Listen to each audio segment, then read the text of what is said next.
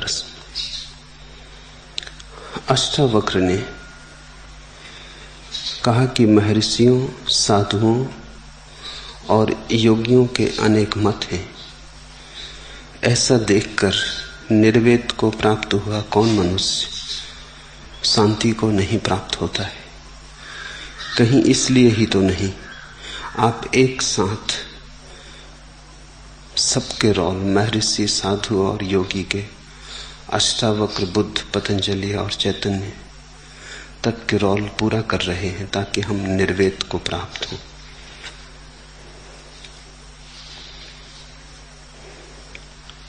निश्चय ही ऐसा ही है।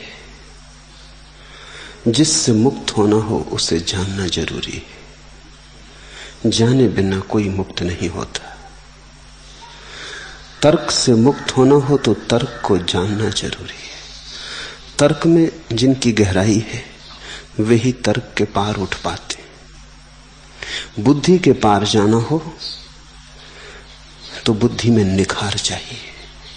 अति बुद्धिमान ही बुद्धि के पार जा पाते। बुद्धि के पार जाने के लिए जितनी धार रखी जा सके बुद्धि पर उतना ही सहयोगी है। वैसे तो ये बात उल्टी दिखाई पड़ेगी, क्योंकि जब बुद्धि से मुक्त होना है तो धार क्यों रखनी? मगर बुद्धू बुद्धि से मुक्त नहीं हो पाते। जिन्होंने बुद्धि का खेल जाना ही नहीं वे तो सदा तत्पर होंगे उस जाल में उलझ जाने को। विश्वास बुद्धि से नीचे है, आस्था बुद्धि के पार है। विश्वास कर लेने के लिए किसी बुद्धिमत्ता की जरूरत नहीं, मूढ़ता पर्याप्त है। लेकिन आस्था को जगाने के लिए बड़ी बुद्धिमत्ता की जरूरत है। बुद्धि के सारी सीढ़ियों को, सरणियों को जो पार करता है उसके ही जीवन में आस्था का प्रकाश होता है। आस्तिक होना सत्य नहीं है। नास्तिक हुए बिना कोई कभी आस्तिक हुआ ही नहीं।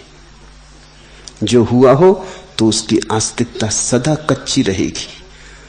वो बिना पका घड़ा है, धोखे में मत आ जाना, उसमें पानी भर के मत ले आना, नहीं तो घर आते आते ना तो घड़ा रहेगा ना पानी रहेगा। आग से गुजरना जरूरी है घड़े के पकने के लिए।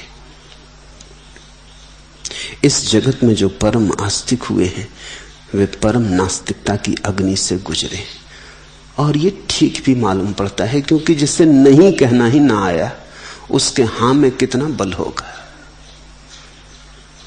उसकी हां तो नपुंसक की हां होगी।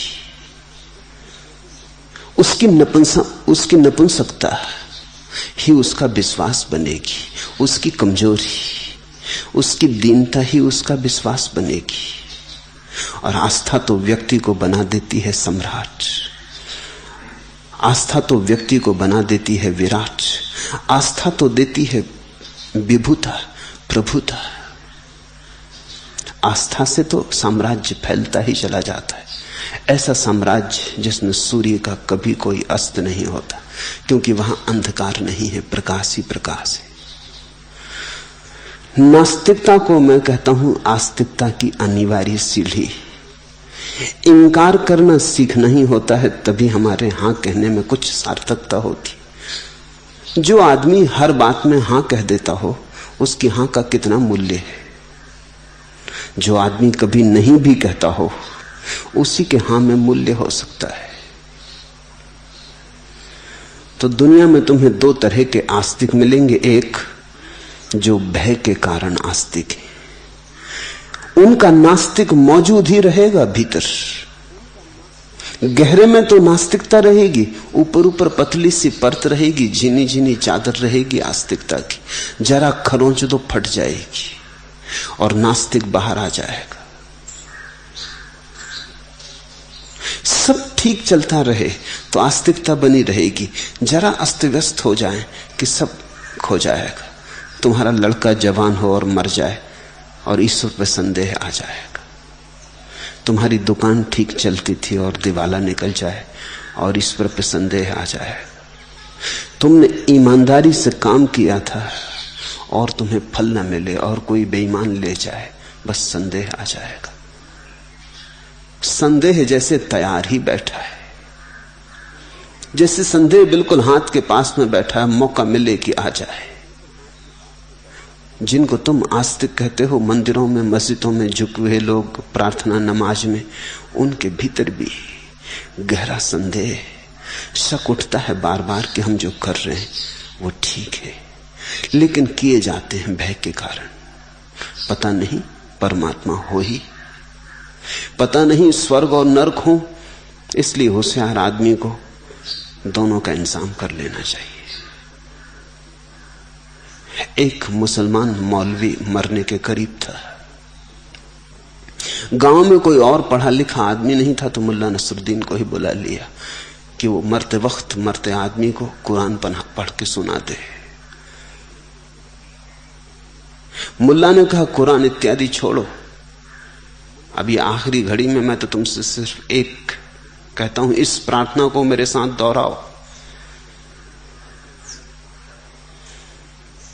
और मुल्ला ने कहा, कहो मेरे साथ कि हे प्रभु और हे शैतान, तुम दोनों को धन्यवाद,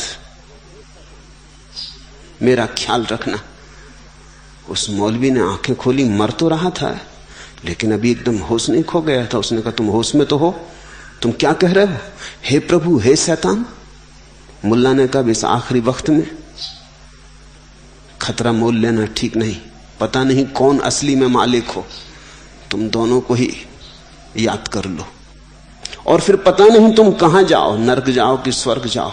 नरक गए तो शैतान नाराज रहेगा कि तुमने ईश्वर को ही याद किया, मुझे याद नहीं किया। स्वर्ग गए तो ठीक, लेकिन पक्का कहां है? और ऐसी घड़ी में कोई भी खतरा मोल लेना ठीक नहीं, जोखम मोल लेना ठीक नहीं। तुम दोनों को ही खुश कर लो, राजनीति से काम लो थोड़ा। तो जिनको तुम मंदिरों में प्रार्थना करते देखते हो, वो राजनीति से काम ले रहे थोड़ा। इस जगत को भी संभाल रहे हैं, मौत के बाद कुछ होगा तो उसको भी संभाल ले। नहीं हुआ तो कुछ हर्ज नहीं, लेकिन अगर हुआ फिर इस जगत में भी सहारा चाहिए। अकेले बहुत कमजोर है, तो आदमी सहारे की आकांक्षा से ईश्वर को मान लेता। लेकिन ये कोई आस्था नहीं, ये कोई श्रद्धा नहीं। जब तक ईश्वर की धारणा का तुम कोई उपयोग कर रहे हो, तब तक आस्था नहीं।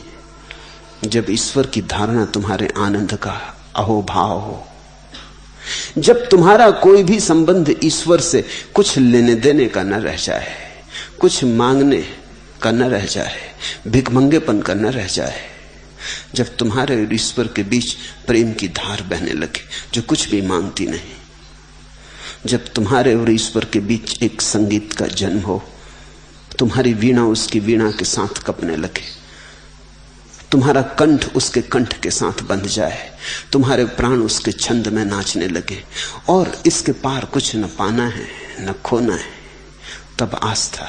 लेकिन ऐसी आस्था तो उन्हीं को मिलती जो सब तरह की नास्तिकता को काट के, सब तरह की नास्तिकता से गुजर के निकले। नहीं कहना सीखना ही होता है, तो ही हां कहा जा सकता है। इसलिए मैं तुमसे सारी परंपराओं की बात करता, क्योंकि मैं चाहता हूं कि तुम परंपराओं के पार हो जाओ। इससे मैं तुमसे सारे धर्मों की बात करता, क्योंकि मैं तुम्हें उस परम धर्म की तरफ इशारा करता हूं जो सब धर्मों के पार है। इसलिए कभी मोहम्मद की, कभी महावीर की, कभी पतंजलि की, कभी मीरा की तुमसे बात करता कि तुम्हें यह स्मरण रहे कि सत्य तो एक है, मत बहुत है, अनेक है। इसलिए मतों में सत्य नहीं हो सकता। तुम मत से मुक्त हो सको, पहले तो नास्तिकता को ठीक से जान लेना जरूरी है। नास्तिकता से मुक्त होते से फिर आस्तिकता के जो बहुत से सिद्धांत हैं उनको जान लेना जरूरी है। ताकि उनसे भी तुम मुक्त हो जाओ। तुम ही रह जाओ तुम्हारी परिशुद्धि में, चैतन्य मात्र, चिन्ह मात्र, न कोई आस्था, न कोई मत, न कोई हां, न कोई ना, जहां कोई विकार न रह जाए, दर्पण कोरा हो, बस वहीं तुम अपने घर आ गए। निर्वेद का वही अर्थ है। निर्वेद शब्द में बड़ी बातें छिपी। इसका एक अर्थ होता है निर्भाव, इसका एक अर्थ होता है निर्विचार। ज्ञान के मूल शास्त्र को हम वेद कहते हैं। निर्वेद का अर्थ है समस्त वेदों से मुक्त हो जाना, समस्त ज्ञान से मुक्त हो जाना, ज्ञान मात्र से मुक्त हो जाना, मत, सिद्धांत, धारणाएं, विश्वास, सबसे मुक्त हो जाना, वेद से मुक्त हो जाना। फिर वेद तुम्हारा हो सकता है कुरान हो, मुसलमान का वेद कुरान है, बौद्ध का वेद धम्मपद है, ईसाई का वेद बाइबल है, इससे कुछ फर्क नहीं पड़ता। जहां जहां तुमने सोचा है ज्ञान है, जिन जिन शब्दों में, सिद्धांतों में तुमने सोचा है ज्ञान है, उन सब से मुक्त हो जाना। निर्वेद की दशा का अर्थ होगा निर्विचार की दशा, निर्भाव की दशा। तुम्हारे भीतर कोई शास्त्र नहीं, कोई शब्द नहीं, कोई सिद्धांत नहीं, तुम शून्यवत। तुम फिर हिंदू नहीं, मुसलमान नहीं, ईसाई नहीं, जैन नहीं, बौद्ध नहीं, क्योंकि वो सब नाम तो वेदों से मिलते हैं। किसी ने एक वेद को माना है तो वो हिंदू है, किसी ने दूसरे वेद को माना है तो वो जैन है। किसी ने कहा हमें तो महावीर में ही वेद का अनुभव होता है तो वो जैन है, और किसी ने कहा हमें बुद्ध में वेद का अनुभव होता है तो वो बौद्ध है। लेकिन अष्टावक्र कह रहे हैं परम ज्ञान की अवस्था है जब तुम्हें सिर्फ अपने में ही वेद का अनुभव हो, बाहर के सब वेदों से मुक्ति। निर्वेद, निर्वेद का अर्थ होगा बड़ा कुंवारापन, जैसे ज्ञान है ही नहीं। इसको अज्ञान भी नहीं कह सकते क्योंकि बोध परिपूर्ण है,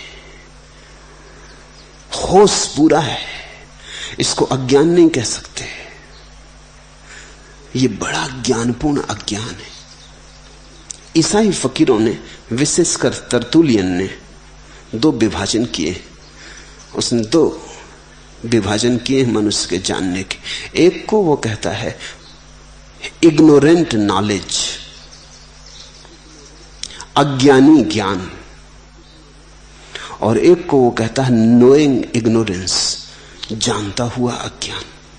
बड़ा अद्भुत विभाजन किया है तरतुलियन ने।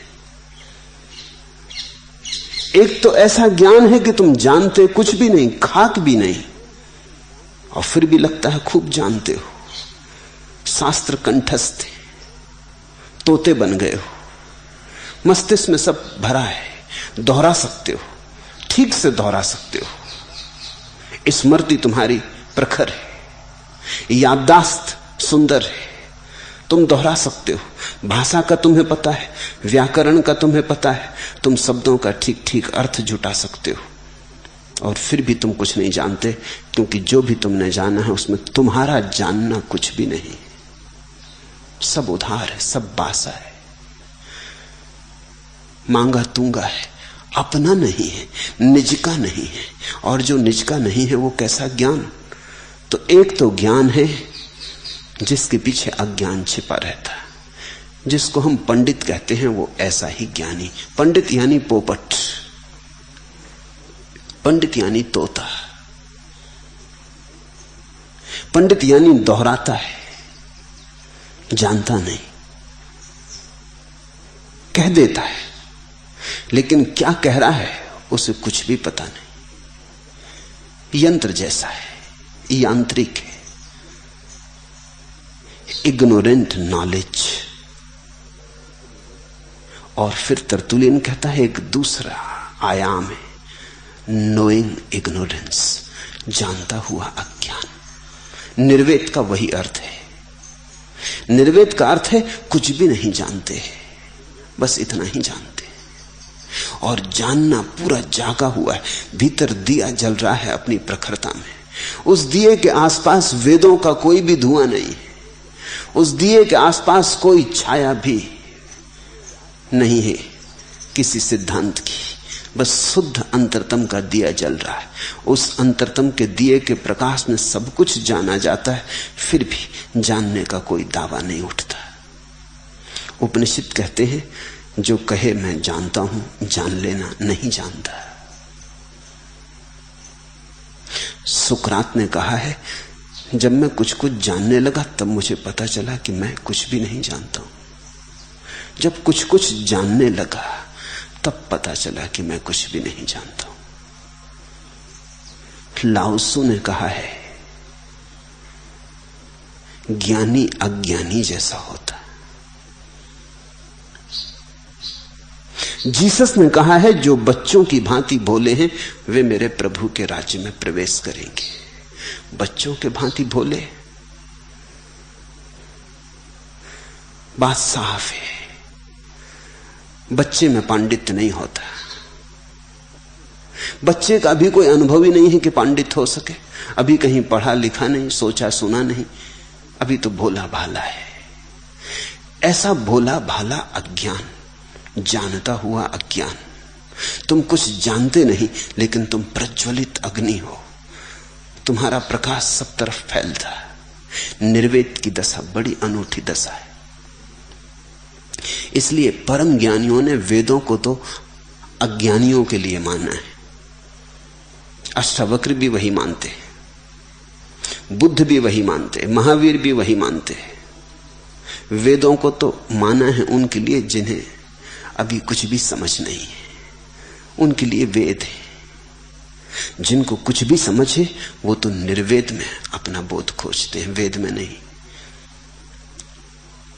उनकी आंखें तो शब्दातीत शून्य की तरफ उठने लगती, द्वंद्वातीत सत्य की तरफ उनकी उड़ान शुरू हो जाती। तुमसे मैं इन सारे सिद्धांतों की इसलिए बात कर रहा हूं ताकि तुम जान के मुक्त हो सको।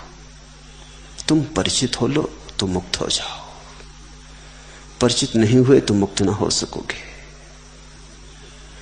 अगर तुम मुझे सुनते ही रहे शांत भाव से, तो तुम धीरे धीरे पाओगे सब आया और सब गया। खतरा तो कब है कि जब तुम सुनते सुनते मुझे ज्ञान को पकड़ने लगो, तब खतरा है। वेद बनने लगा, तुम निर्वेद से चूके। मगर मैं तुम्हें टिकने न दूंगा, इसलिए रोज बदल लेता हूं। एक दिन बोलता हूं बुद्ध पर, तो तुम धीरे धीरे राजी होने लगते हो। जैसे मुझे लगा कि अब राजी हो रहे, तुम ज्ञानी बन रहे।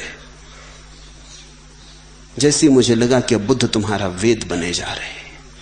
आदमी इतनी जल्दी सुरक्षा पकड़ता है, इतनी जल्दी मान लेना चाहता है कि जान लिया, बिना श्रम के, बिना चेष्टा के।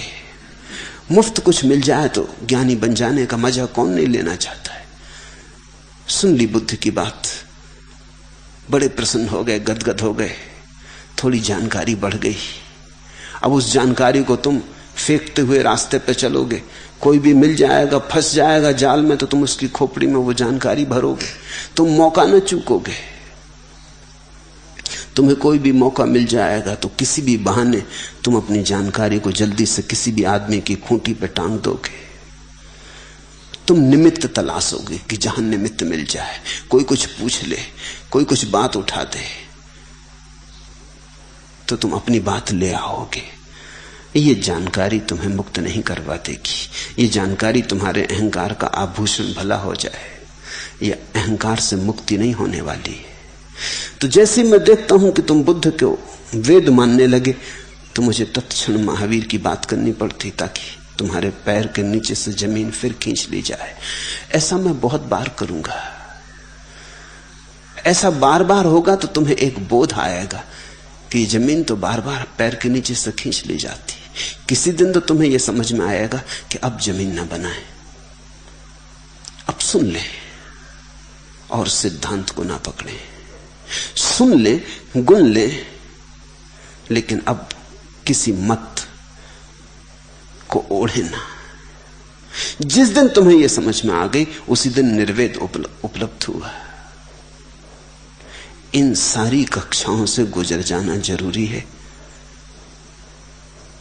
क्योंकि जिससे तुम नहीं गुजरोगे उसका खतरा शेष रहेगा। कभी अगर मौका आया तो शायद फंस जाओ। इसलिए मैं निरंतर कहता हूं, जिससे भी मुक्त होना हो उसे ठीक से जान लो। जानने के अतिरिक्त न कोई मुक्ति है, न कोई क्रांति है।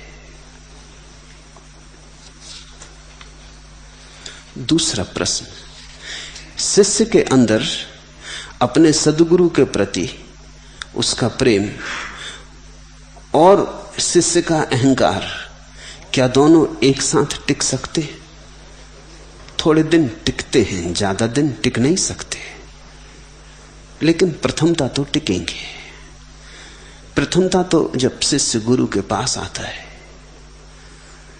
तो एकदम से थोड़ी अहंकार गिरा देगा, एकदम से थोड़ी अहंकार छोड़ देगा। शुरू में तो शायद अहंकार के कारण ही गुरु के पास आता है। धन खोजा, कुछ नहीं पाया, अहंकार को वहां तृप्ति न मिली।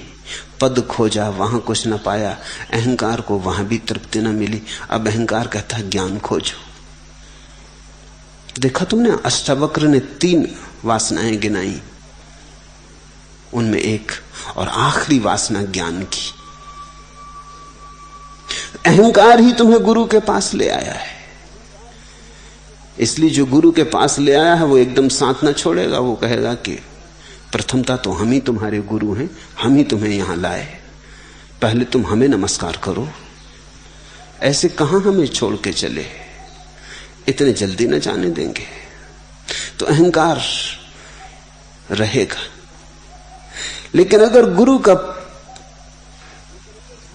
प्रेम, गुरु के प्रति प्रेम उठने लगा तो ज्यादा दिन ना रह सकेगा, क्योंकि ये विपरीत घटनाएं, ये दोनों साथ साथ नहीं हो सकती। दिया जलने लगा, ज्योति बढ़ने लगी, प्रगाढ़ होने लगी। पहले टिमटिमाती टिमटिमाती होगी तो थोड़ा बहुत अंधेरा बना रहेगा, फिर ज्योति जैसे जैसे प्रगाढ़ होगी वैसे वैसे अंधेरा कटेगा। फिर एक घड़ी आएगी ज्योति के थिर हो जाने की और अंधकार नहीं रह जाएगा। गुरु के पास लाता तो अहंकार ही है, इसलिए एकदम से छोड़ा नहीं जा सकता। इस तरह के अहंकार को ही तो लोग सात्विक अहंकार कहते हैं, धार्मिक अहंकार कहते हैं, पवित्र अहंकार। तो अहंकार भी, जैसे तुमने कहावत सुनी होगी कि कोई बिल्ली हज को जाती थी तो उसने सबको निमंत्रण दिया, चूहे इत्यादियों को, कि अब तो तुम मुझसे आके मिल लो, अब मैं हज को जा रही हूं, पता लौटूं न लौटूं। पुराने जमाने की बात होगी, अब तो लोग लौट आते। पहले तो कोई तीर्थ यात्रा को जाता था तो आखिरी नमस्कार करके जाता था, लौटना हो या ना हो। होना भी नहीं चाहिए तीर्थ से लौटना, क्योंकि जब तीर्थ चले ही गए तो फिर क्या लौटना, फिर लौटना कैसा। तो बिल्ली ने खबर भेज दी, चूहे बड़े चिंतित हुए, चूहों में बड़ी अफवाह सरगर्मी हो गई। उन्होंने कहा कि जा तो रही हज को, लेकिन इसका भरोसा क्या, 100 चूहे खाए, हज को चली, पता नहीं इतने चूहे खा गई है। आज अचानक धर्म भाव पैदा हुआ है, अहंकार ने बहुत चूहे खाए, इसलिए एकदम भरोसा तो तुम्हें भी नहीं आएगा कि अहंकार और सदगुरु के पास ला सकता है। लेकिन बिल्लियां भी हज की यात्रा को जाती। आखिर आदमी थक जाता है, हर चीज से थक जाता है। और अहंकार की खूबी एक है कि वो किसी चीज से भरता नहीं, इसलिए थकोगे नहीं तो करोगे क्या। कितना ही धन इकट्ठा करो जन्मों जन्मों तक, अहंकार भरता ही नहीं। अहंकार तो ऐसी बाल्टी है जिसमें पैंदी है ही नहीं, तुम उसमें डालते जाओ, सब खोता चला जाता है। मुल्ला नसरुद्दीन के पास एक युवक आया और उसने कहा कि किसी ने मुझसे कहा है कि तुम्हें ज्ञान की कुंजी मिल गई है, तो मुझे स्वीकार करो गुरुदेव, मैं आपके चरणों में रहूंगा। मुल्ला ने कहा कुंजी तो मिल गई है, लेकिन सीखने के लिए बड़ा धैर्य चाहिए। तो मेरी एक ही शर्त है कि धैर्य रखना पड़ेगा, और धैर्य की अगर परीक्षा में तुम उतरे तो ही मैं तुम्हें स्वीकार करूंगा। उसने कहा मैं तैयार हूं, परीक्षा मेरी ले लें। मुल्ला ने कहा अभी तो मैं कुएं पे जा रहा हूं पानी भरने, तुम मेरे साथ आ जाओ, वहीं परीक्षा भी हो जाएगी। जब मुल्ला ने उठाई बाल्टी तो उस युवक ने देखा उसमें पैंदी नहीं। वो थोड़ा हैरान हुआ, मगर उसने सोचा अपना बोलना ठीक नहीं, अभी परीक्षा का वक्त, अब ये जो कर रहा है करने दो।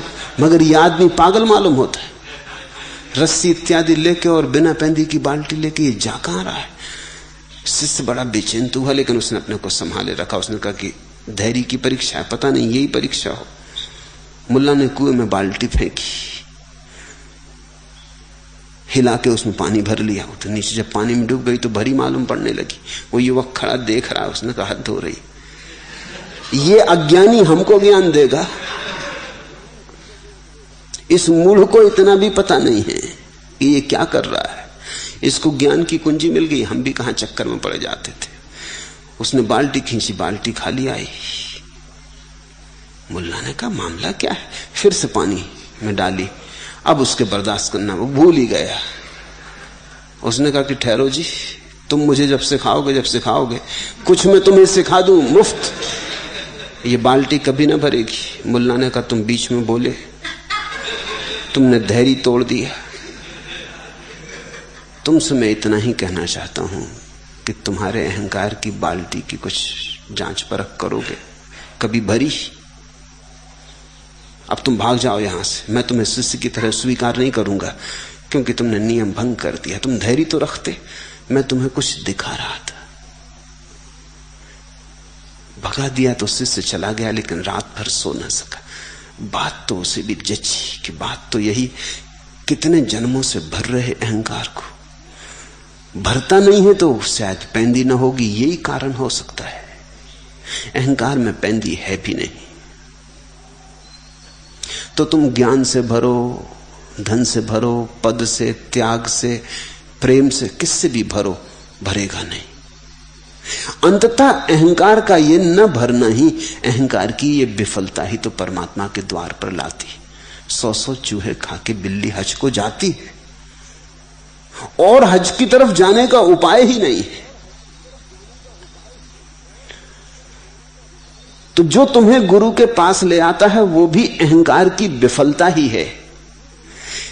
लेकिन अहंकार कितना ही विफल हो जाए, आशा नहीं छोड़ता। आशा अहंकार का प्राण है। वो गुरु के पास आता, अब वो सोचता है धर्म से भर लेंगे, ज्ञान से भर लेंगे, ध्यान से भर लेंगे, तो थोड़े दिन सरकता है, भरने की चेष्टा यहां भी करता है। लेकिन अगर गुरु के प्रति समर्पण का सूत्र पैदा हो गया तो अहंकार ज्यादा दिन टिकेगा नहीं। दोनों थोड़े दिन साथ रह सकते हैं, ज्यादा दिन साथ नहीं रह सकते। रहीम का एक वचन है, कहू रहीम कैसे निभे बेर केर को संग, वो डोलत रस आपने उनके फाटत अंग। केले का वृक्ष और बेर का वृक्ष दोनों का साथ साथ होना ज्यादा दिन चल नहीं सकता। कहू रहीम कैसे निभे बेर केर को संग, वो डोलत रस आपने। बेर तो अपने आनंद में मग्न होकर डोलता है, उनके फाटत अंग, लेकिन उसकी शाखाओं के छूने, कांटे के छूने से केले के तो पत्ते फट जाते। कोई केले के पत्ते फाड़ने के लिए बेर कोई चेष्टा करता नहीं, वो तो अपने रस में डोलता है। हवाएं आ गई सुबह की, मगन होकर नाचने लगता है, लेकिन उसका नाचना ही केले की मौत होने लगती। अगर तुम्हारे भीतर अहंकार भी है जो कि स्वाभाविक, और तुम्हारे प्रति सद्गुरु के प्रति प्रेम भी है जो कि बड़ा अस्वाभाविक, जो कि बड़ी महत्वपूर्ण घटना है, बड़ी अद्वितीय घटना है, अपूर्व घटना है। क्योंकि अपने प्रति प्रेम का नाम तो अहंकार है, किसी और के प्रति प्रेम का नाम निरअहंकार है। और सद्गुरु के प्रति प्रेम का तो अर्थ है कि जहां से तुम्हारे अहंकार को तृप्त करने का कोई भी मौका न मिलेगा। अगर तुम सद्गुरु के समर्पण में, सद्गुरु के सत्संग में नाचने लगे, मदमस्त होने लगे, तो ज्यादा दिन ये अहंकार टिकेगा नहीं। ये तो केर बेर का संग हो जाएगा, इसके तो पत्ते अपने से फट जाएंगे, ये तो अपने से नष्ट हो जाएगा। तुम इस पर विचार भी मत दो, इसका ध्यान भी मत करो, इसकी चिंता भी न लो। तुम तो डूबो सत्संग में, समर्पण में। ये धीरे धीरे अपने से विदा हो जाएगा। इसे विदा करने की चेष्टा भी मत करना, क्योंकि इस पे ध्यान देना ही खतरनाक है। इसकी उपेक्षा ही इससे मुक्ति का उपाय है। रहने दो, जब तक है ठीक है, तुम इसकी फिक्र मत करो। तुम तो अपनी सारी ऊर्जा समर्पण में डालो। जैसे कोई आदमी सीढ़ी चढ़ता है तो तुमने देखा, एक पैर पुरानी सीढ़ी पे होता है, एक पैर नई सीढ़ी पे रखता है। फिर जब नई सीढ़ी पे पैर जम जाता है तो पिछले पैर को उठा लेता है, फिर नए पैर को आगे की सीढ़ी पे रखता है। लेकिन ऐसी बहुत घड़ियां होती हैं जब एक पैर पुरानी सीढ़ी पे होता है और एक नई सीढ़ी पे होता है, तभी तो गति होती। अहंकार तुम्हारी अब तक की सीढ़ी है, समर्पण तुम्हारा पैर है नए की तलाश में। जब तक नए पे पैर न पड़ जाए तब तक पुराने से पैर हटाया भी नहीं जा सकता। हटाना भी मत, नहीं तो मुंह के बल गिरोगे। जब पैर जम जाए नई सीढ़ी पर तो फिर उठा लेना, फिर कोई डर नहीं है। एक बार पैर को समर्पण में जम जाने दो, अहंकार से उठ जाने में ज्यादा अड़चन ना आएगी। लेकिन जल्दी की भी कोई जरूरत नहीं। चीजों को उनके स्वाभाविक ढंग से धैर्यपूर्वक होने दो। इससे चिंता मत लेना कि मुझ में अहंकार है तो कैसे समर्पण होगा। कमरे में अंधेरा होता है तो तुम ये पूछते हो, कमरे में इतना अंधेरा है और दिन 2 दिन का नहीं, जन्मों जन्मों का है, न मालूम कब से है। यहां दिया जलाएंगे, छोटा सा जलेगा, इतने अहंकार में दिया जलेगा? ऐसा तुम पूछते नहीं, क्योंकि तुम जानते हो अहंकार या अंधकार कितना ही सदियों पुराना हो, उसका कोई अस्तित्व नहीं है। दिया जले बोध का, समर्पण का, प्रेम का। तो जैसे अंधकार दिए के जलने पर विसर्जित हो जाता है, नानुच भी नहीं करता, ये भी नहीं कहता खड़े होके कि ये क्या अन्याय हो रहा है, मैं इस कमरे में हजारों साल से था और आज तुम अचानक आ गए मेहमान की तरह और मुझे निकलना पड़ रहा है। मैं मेजबान हूं, तुम मेहमान हो, दिया अभी जला है, मैं कब से यहां मौजूद हूं। नहीं, अंधकार शिकायत भी नहीं करता, कर ही नहीं सकता। अंधकार का कोई बल थोड़ी है, वो तो था ही इसलिए कि दिया नहीं था। अब दिया आ गया, अंधकार गया। तो अगर तुम्हारे भीतर समर्पण का भाव पैदा हो गया है तो घबराओ मत। अहंकार कितना ही प्राचीन हो, इस समर्पण की नई सी फूटती कौपल के सामने भी टिक ना सकेगा। ये छोटे सी जो ज्योति तुम्हारे भीतर समर्पण की पैदा हुई है, ये पर्याप्त है। ये सदियों पुराने, जन्मों पुराने अहंकार को जला के राख कर देगी। इसका बल बड़ा है, इसका बल तुम्हें पता नहीं है, इसलिए चिंता उठती। और इस चिंता में तुम कहीं भूल मत कर बैठना। तुम इस चिंता में कहीं अहंकार के संबंध में बहुत विचार मत करने लगना कि कैसे इसे छोड़ें, कैसे इसे हटाएं। इस चिंता में वो जो ऊर्जा दिए को जलाने में लगनी चाहिए थी, वो खंडित हो जाएगी। तुम तो समग्र भाव से सब चिंताएं छोड़कर समर्पण में अपनी ऊर्जा को उंडेले चले जाओ। वही तो ऊर्जा है। जब सारी की सारी समर्पण में समाविष्ट हो जाएगी तो अहंकार के लिए कुछ भी ना बचेगा। अहंकार अपने से चला जाता है।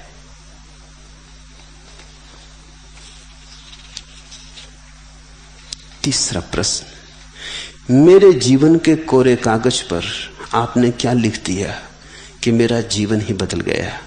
जिस प्रेम और आनंद की मुझे तलाश जन्मों से थी, वह प्रेम और आनंद मुझे अयाचित गुरु प्रसाद के रूप में मिल गया। मैं तो इसका पात्र भी नहीं था। प्रभु, जो संपदा आपने मुझे दी है उसको मैं बांटना चाहता हूं। कृपा कर निर्देश और आशीष दे।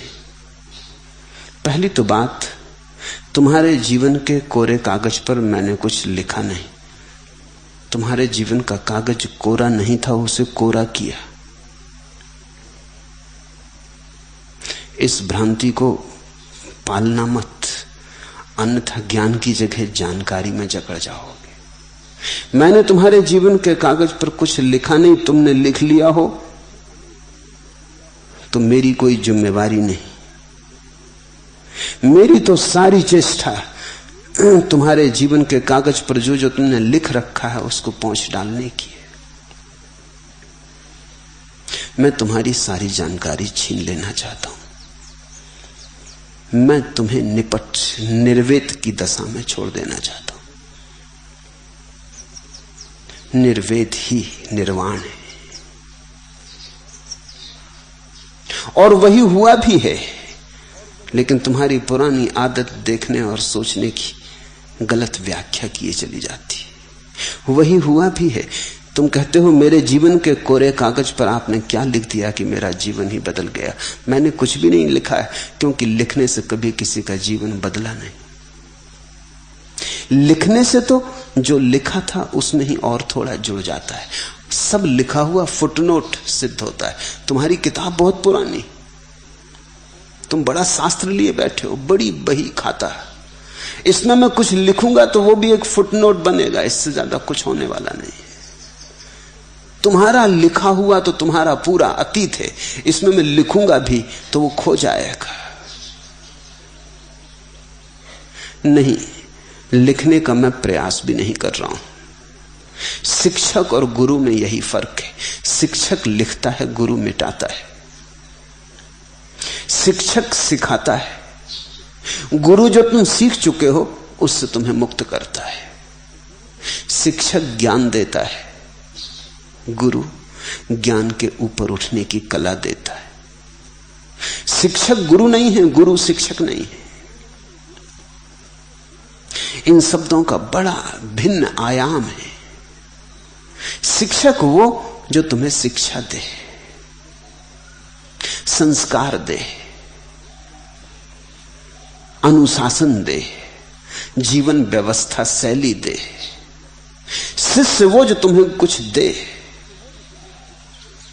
तुम्हें भरे। शिक्षक वो जो तुम्हारे भीतर उंडेलता जाए और तुम्हें भर दे, और तुम्हें यह भ्रांति देने लगे कि तुम भी जानते हो।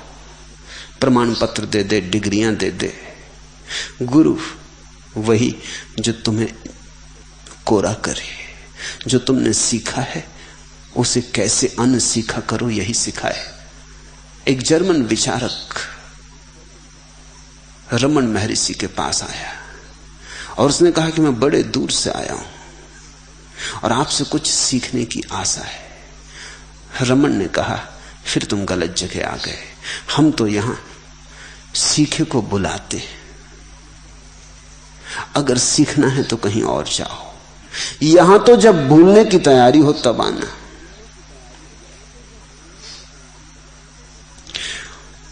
लेकिन वही हुआ है जो मैं कह रहा हूं, क्योंकि अगर वह नहीं हुआ होता तो वो जो तुम्हें जीवन की बदलाहट मालूम हो रही वो बदलाहट नहीं हो सकती थी। तुम्हारे पुराने जाल में कुछ भी जोड़ दो, तुम्हारे पुराने खंडर में कुछ भी जोड़ दो, कुछ फर्क होने वाला नहीं। तुम्हारा खंडर खंडर रहेगा। तुम्हारी प्राचीनता बड़ी है, उसमें कुछ भी नया जोड़ा जाए वो खो जाएगा। वो तो ऐसा है जैसे सागर में कोई एक चम्मच शक्कर डाल दे और आशा करे कि सागर मीठा हो जाएगा।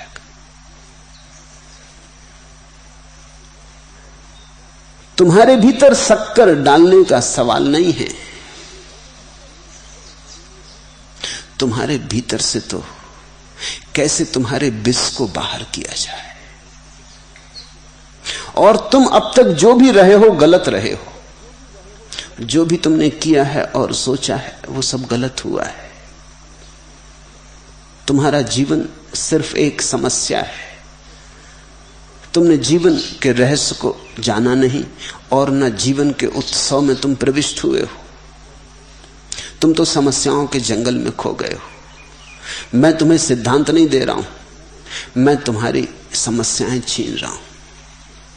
पर तुम्हारी व्याख्या स्वाभाविक है। जो घटेगा नया उसको भी तो तुम पुराने ही आंखों से देखोगे।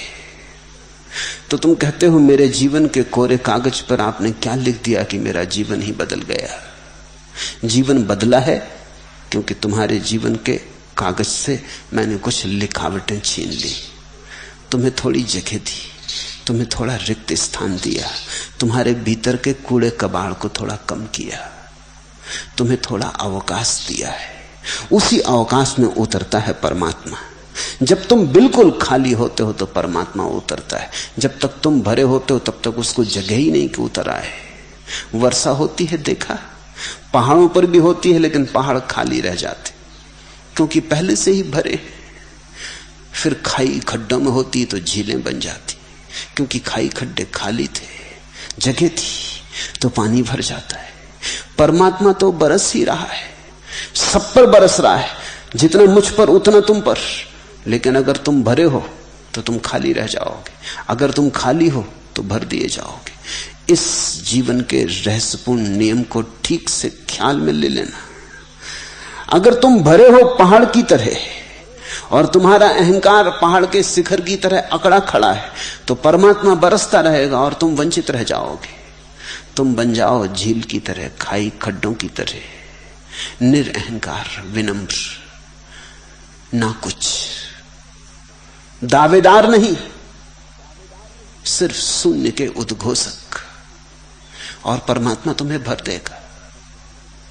तुम मिटो। यही तो अष्टावक्र ने कहा कि जब तक मैं हूं तब तक सत्य नहीं, जहां मैं ना रहा वहीं सत्य उतर आता है। मेरी पूरी चेष्टा तुम्हें यह अद्भुत कला सिखाने की है कि तुम कैसे मिटो, कि तुम कैसे मरो। इसलिए तो मैं कहता हूं, मैं मृत्यु सिखाता हूं, क्योंकि वही द्वार है परम जीवन को पाने का। इससे ही बदलाहट की किरण तुम्हारे भीतर आई है। जिस प्रेम और आनंद की तलाश मुझे जन्मों से थी, वह प्रेम और आनंद मुझे अयाचित गुरु प्रसाद के रूप में मिल गया। अयाचित ही मिलता है। याचना से कुछ मिले 2 कौड़ी का है, मांग के कुछ मिले मूल्य ना रहा, बिन मांगे मिले तो ही मूल्यवान है। ध्यान रखना, इस जगत में भिखारी की तरह तुमने अगर कुछ मांगते रहे, वही तो वासना है। वासना का अर्थ क्या है? मांग। तुम कहते हो ये मिले, ये मिले, ये मिले। तुम जितना मांगते हो उतना ही बड़ा भिखमंगापन होता जाता, और उतना ही जीवन तुम्हें लगता है विषाद से भरा हुआ। तुम जो मांगते हो मिलता नहीं मालूम होता। स्वामी राम ने कहा है कि रास्ते से मैं गुजरता था, एक बच्चा बहुत परेशान था। सुबह थी, धूप निकली थी, सर्दी के दिन थे, और बच्चा आंगन में खेल रहा था। वो अपनी छाया को पकड़ना चाहता था, तो उचक उचक के छाया को पकड़ रहा था। बार बार थक जाता था, दुखी हो जाता था, उसकी आंख में आंसू आ गए। फिर छलांग लगाता, लेकिन जब तुम छलांग लगाओगे तुम्हारी छाया भी छलांग लगा जाती। वो छाया को पकड़ने की कोशिश करता है, छाया नहीं पकड़ पाता। राम खड़े देख रहे हैं, खिलखिला के हंसने लगे। उस बच्चे ने राम की तरफ देखा। वो बड़े प्यारे सन्यासी थे, अद्भुत सन्यासी थे। वो उस बच्चे के पास गए, उसने कहा कि जो मैं करता रहा जन्म जन्म वही तू कर रहा है। फिर मैंने तो तरकीब पाली, मैं तुझे तरकीब बता दूं। वो छोटा सा बच्चा रोता हुआ बोला, बताएं कैसे पकड़ूं। राम ने उसका हाथ उठा के उसके माथे पे रख दिया, तो देख उधर छाया पे भी उसका हाथ माथे पे पड़ गया। वो बच्चा हंसने लगा, वो प्रसन्न हो गया। उस बच्चे की मां ने राम से कहा, आपने हद कर दी, आपके बच्चे हैं।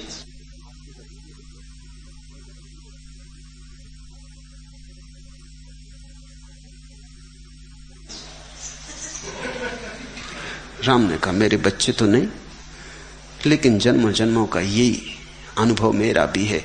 जब तक दौड़ो पकड़ो हाथ कुछ नहीं आता। जब अपने पे हाथ रख के बैठ जाओ, हाथ फैलाओ ही मत, मांगो ही मत, दौड़ो ही मत, छीना झपटी छोड़ो, सब मिल जाता है। राम ने कहा, मैंने एक घर क्या छोड़ा, सारा विश्व मेरा हो गया। एक कुटिया, एक आंगन क्या छोड़ा, सारा आकाश मेरा आंगन हो गया। अब चांद तारे मेरे आंगन में चलते, सूरज मेरे आंगन में निकलता है। तुम्हारे जीवन में जो भी महत्वपूर्ण घटेगा अयाचित घटेगा, और नहीं घट रहा है क्योंकि तुम याचना से भरे हो। तुम्हारी याचना ही अवरोध बन रही है। मांगो मत। अगर चाहते हो तो मांगो मत, अगर चाहते हो तो चाहो मत। होगा, अपने से हो जाता है। ये तुम ही थोड़ी परमात्मा को तलाश रहे हो, परमात्मा तुम्हें भी तलाश रहा है। अगर तुम ही तलाश रहे होते तो खोजना मुश्किल था। अगर वो छिप रहा होता तो खोजना मुश्किल था। कैसे तुम तलाशते? कुछ पता ठिकाना भी तो नहीं उसका, वो भी तुम्हें तलाश रहा है। उसके भी अदृश्य हाथ तुम्हारे आसपास आते हैं, मगर तुम्हें मौजूद ही नहीं पाते। तुम कुछ और ही खोज में निकल गए हो।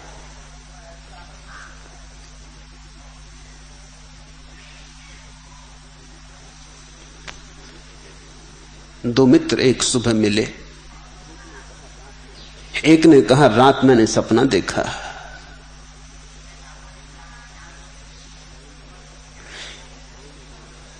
कि गांव में जो प्रदर्शनी नुमाइश लगी है, मैं उसे देखने गया हूं, बड़ा मजा आया। सपने में नुमाइश गया हूं देखने, बड़ा मजा आया।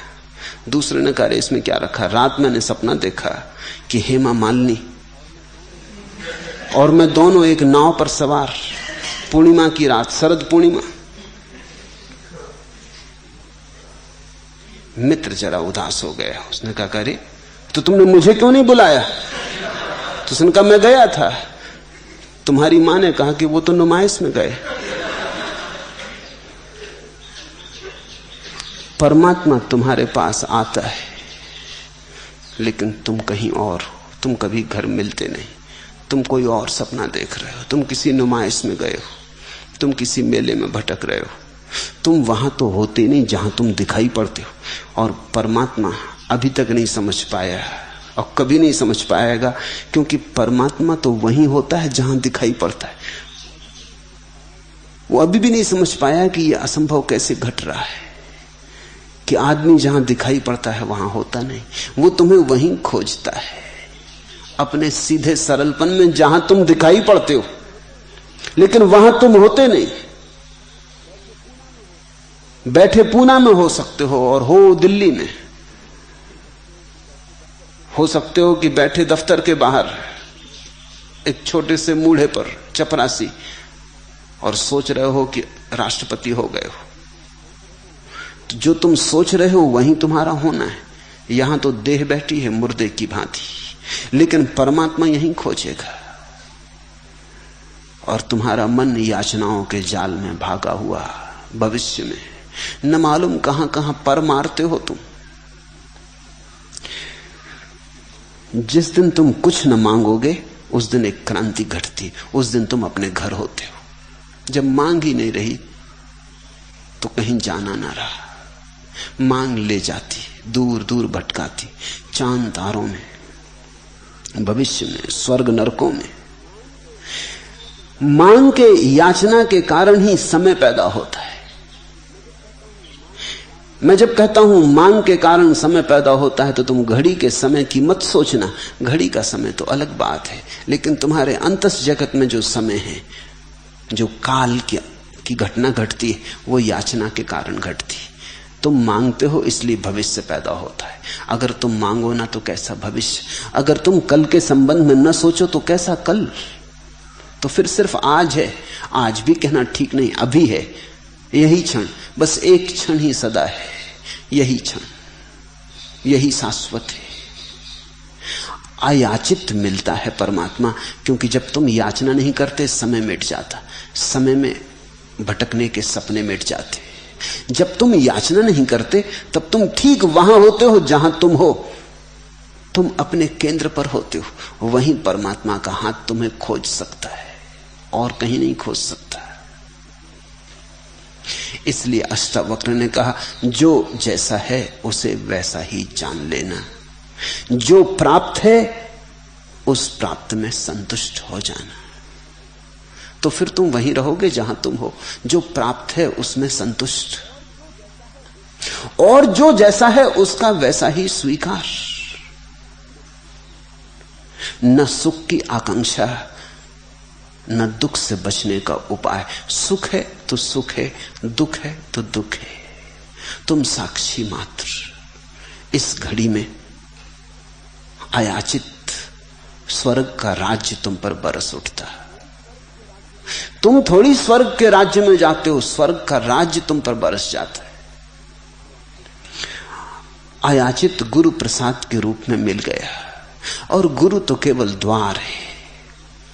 अगर तुम गुरु के पास झुके तो तुम द्वार के पास झुके। गुरु कोई व्यक्ति नहीं है, और गुरु को भूल के भी व्यक्ति की तरह सोचना मत, अन्यथा गुरु को तुमने व्यक्ति सोचा कि दीवाल बना लिया। गुरु व्यक्ति नहीं है, गुरु तो एक घटना है, एक अपूर्व घटना है। उसके पास झुक के अगर तुमने देखा तो तुम गुरु के आर पार देख पाओगे। गुरु है ही नहीं है, इसीलिए गुरु है।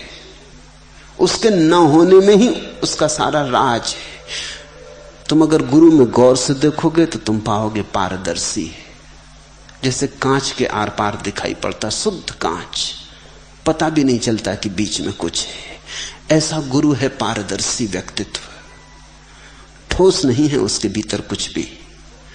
अगर तुमने गुरु में गौर से देखा, और गौर से तो तुम तभी देखोगे जब तुम्हारे भीतर प्रेम और समर्पण होगा, श्रद्धा होगी, भरोसा होगा, तो तुम आंखें गड़ा के गौर से देखोगे। तुम गुरु पर ध्यान करोगे। तुमने सुना है गुरु पर ध्यान करने की बात, लेकिन अर्थ शायद तुमने कभी ना समझा हो। गुरु पर ध्यान करने का मतलब होता है कि अपने गुरु का नाम जपो, नहीं। गुरु पर ध्यान करने का मतलब यह नहीं होता कि गुरु का फोटो रख लो और उसको देखो, नहीं। गुरु पर ध्यान करने का अर्थ होता है गुरु को देखो, और देखो उसके न होने को कि वो है नहीं। देखो उसके भीतर जो शून्य घना होकर उपस्थित हुआ है, जो अनुपस्थिति उपस्थित हुई है, उसे देखो। और उस देखने में से अचानक तुम्हें परमात्मा की झलक मिलनी शुरू हो जाएगी। गुरु द्वार है। जीसस ने कहा, मैं हूं द्वार, मैं हूं मार्ग। ठीक कहा है। जिनसे कहा था वो शिष्य थे, उनके लिए ही कहा था। जो भी तुम्हें गुरु जैसा लगे, जो तुम्हारे मन को भा जाए, फिर उस पर ध्यान करने लगना। इस ध्यान की प्रक्रिया को हम सत्संग कहते रहे। सत्संग का अर्थ होता है गुरु के पास बैठ जाना और चुपचाप बैठे रहना, देखना, झांकना, अपने को शांत करके, विचार शून्य करके, खाली करके गुरु की मौजूदगी का आनंद लेना, स्वाद लेना। गुरु का स्वाद सत्संग, धीरे धीरे चखना। धीरे धीरे गुरु की मधुरिमा तुम में व्याप्त होती जाए। धीरे धीरे गुरु तुम्हारे भीतर उतरने लगे, तुम्हारे कंठ से तुम्हारे हृदय में जाने लगे। एक मुसलमान फकीर बायजीद एक मरघट से निकलता था। अचानक उसे ऐसा भास हुआ कि कोई उससे कहता है हृदय के अंतरतम से कि रुक जा, इस मरघट में कुछ होने को है। तो उसने और मित्रों को विदा कर दिया। मित्रों ने कहा भी कि ये मरघट है, ये कोई रुकने की जगह नहीं, रात तकलीफ में पड़ जाओगे, भूत प्रेत होते। उसने कहा कि भीतर मुझे कुछ कहता, रुक जा, आप लोग जाएं। वो तो वैसे भी नहीं रुकना चाहते थे, मरघट में कौन रुकना चाहता था, लेकिन अकेला बायजीद रुक गया। फिर भीतर से उसको आवाज हुई कि इसके पहले कि सूरज ढल जाए तू बहुत सी खोपड़ियां इकट्ठी कर ले। थोड़ा भयभीत भी हुआ कि मामला क्या है, ये कोई भूत प्रेत तो नहीं जो मुझे इस तरह के सुझाव दे रहा है। लेकिन उसने कहा, मेरा अगर परमात्मा पर भरोसा है तो वो जाने। उसने कुछ खोपड़ियां इकट्ठी कर ली। जब वो खोपड़ियां इकट्ठी कर रहा था तो भीतर से आवाज हुई, एक एक खोपड़ी को गौर से देख। तो उसने कहा खोपड़ी में गौर से देखने को क्या, सभी खोपड़ियां एक जैसी होती? फिर भी आवाज हुई कि कोई खोपड़ी एक जैसी नहीं होती। दो आदमी एक जैसे नहीं होते तो दो खोपड़ियां कैसे एक जैसी हो सकती? देख, गौर से देख। तो उसने एक खोपड़ी को गौर से देखा, वो बड़ा चकित हुआ। कुछ खोपड़ियां थी जिनके दोनों के कान के बीच में दीवार थी, तो एक कान में कुछ पड़े तो दूसरे कान तक नहीं पहुंचे। कुछ खोपड़ियां थी जिनके दोनों कान के बीच में सुरंग थी, एक कान में पहुंचे तो दूसरे तक पहुंच जाए। और कुछ खोपड़ियां थी जिनमें न केवल दोनों कानों के बीच में सुरंग थी, बल्कि उस सुरंग के मध्य से एक और सुरंग जाती थी जो हृदय तक चली गई थी, जो नीचे कंठ में उतर गई थी। वो बड़ा हैरान हुआ। उसने कहा, हम तो सोचते थे सभी खोपड़ियां एक जैसी होती हैं प्रभु, अब इसका अर्थ और बता दो। तो उसने कहा, पहली खोपड़ियां उन लोगों की हैं जो सुनते मालूम पड़ते थे लेकिन जिन्होंने कभी सुना नहीं। दूसरी खोपड़ियां उन लोगों की हैं जो सुनते थे लेकिन दूसरे कान से निकाल देते थे, जिन्होंने कभी गुना नहीं। और तीसरी खोपड़ियां उन लोगों की हैं जिन्होंने सुना और जो हृदय में पी गए। ये तीसरी खोपड़ियां सत्संगियों की हैं। जब मैंने बायजीद के जीवन में ये उल्लेख पढ़ा तो बड़ा प्यारा लगा। ये तीसरी खोपड़ियां सत्संगियों की, ये समादर योग्य है। सत्संग का अर्थ होता है गुरु के पास अगर बोले गुरु तो उसके शब्द सुनना, अगर न बोले तो उसका मौन सुनना, कुछ करने को कहे तो कर देना, कुछ न करने को कहे तो न करना, गुरु के पास होना। इस पास होने को अपने भीतर उतरने देना। वो जो गुरु की तरंग है उस तरंग के साथ तरंगित होना, वो जो गुरु की भाव दशा है थोड़े थोड़े उसके साथ उड़ना। तुमने देखा छोटे छोटे पक्षियों को उनके माँ बाप अपने साथ उड़ाते, उनके पंख भी कमजोर हैं लेकिन माँ बाप साथ जा रहे हैं तो वो भी हिम्मत करते, थोड़ी दूर जाते फिर लौट के थक आते, फिर दूसरे दिन और थोड़ी दूर जाते फिर लौट के थक आते, फिर तीसरे दिन और थोड़ी दूर जाते। एक दिन दूर सारा आकाश उनका अपना हो जाता, फिर माँ बाप के साथ जाने की जरूरत भी नहीं होती, फिर वो अकेले जाने लगते। ऐसा ही है परमात्मा का अनुभव।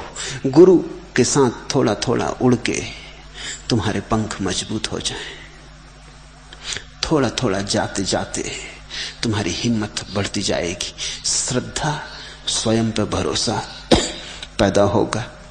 एक दिन गुरु की कोई जरूरत न रह जाएगी, तुम्हारे भीतर का गुरु जग गया। बाहर का गुरु तो भीतर के गुरु को जगाने का एक उपाय मात्र है। जन्मों जन्मों से जिसकी मुझे खोज थी वो प्रेम और आनंद मुझे अयाचित गुरु प्रसाद के रूप में मिल गया। अगर तुम याचना शून्य हो तो मिलेगा, अगर तुम गुरु के पास हो तो प्रसाद बरसेगा। पास होने से ही बरसता है, कुछ करने की बहुत बात नहीं है। कोई पहुंच गया है, उसकी मौजूदगी में तुम्हारा जीवन भी उस धारा में बहने लगता है। कोई पहुंच गया है, उसके साथ साथ तुम भी उठने लगते आकाश की तरफ। गुरुत्वाकर्षण का वजन तुम पे कम होने लगता है। कोई उड़ चुका, किसी ने जान लिया कि उड़ने की घटना होती है, घटती है, किसी का सारा आकाश अपना हो गया। उसकी मौजूदगी में तुम भी अपने पंख धीरे धीरे फड़फड़ाने लगते हो। बस इतना ही। मैं तो इसका पात्र भी नहीं था। जब भी यह घटना घटेगी तो निश्चित यह भी अनुभव में आएगा कि मैं इसका पात्र नहीं था, क्योंकि परमात्मा इतनी बड़ी घटना है कि कोई भी उसका पात्र नहीं हो सकता।